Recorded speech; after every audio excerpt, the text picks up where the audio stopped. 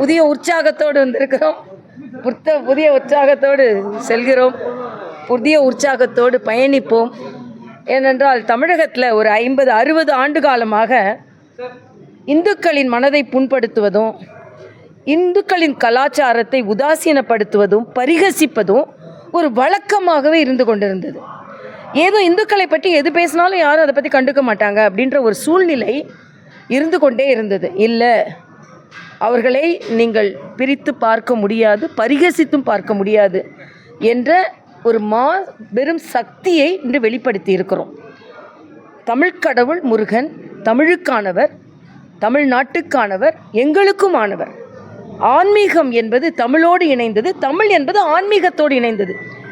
ஒரு 67க்கு பின்பு ஆன்மீகத்துக்கும் தமிழுக்கும் சம்பந்தம் இல்லை, தமிழ்னா நாங்கள் தான். ஆன்மீகத்தை பாம்பன் சாமி மொத்தம் 6666 பாடு தமிழில் பாடி இருக்கிறார். முருகனை பற்றி தமிழ் பாடல்கள் தான் அதிகம். அதனால் இன்றைக்கி ஒரு புதிய சக்தி என்னென்றால், இந்துக்கள் என்றால் திருடன் என்று சொல்பவர்களும், இந்து உண்டியலே காப்பாற்ற முடியாத இறைவன் உங்களை எப்படி காப்பாற்றப் போகிறார் என்று சொல்பவர்களும், கொசுவை அழிப்பதைப் போல சனாதனத்தை அழிப்பேன் என்று அந்த வாழ்வியல் முறையை பரிகசிப்பவர்களும், விழாக்களுக்கு நாங்கள் எல்லாம் இவர்களுக்கு வாழ்த்து சொல்ல மாட்டோம் என்று உதாசீனம் செய்பவர்களுக்கும் சரியான பாடம் என்று புகட்டப்பட்டு இருக்கிறது. உண்மையிலேயே அந்த கந்த சஷ்டி கவசம் எங்களுக்கு கவசமாக விளங்கும்.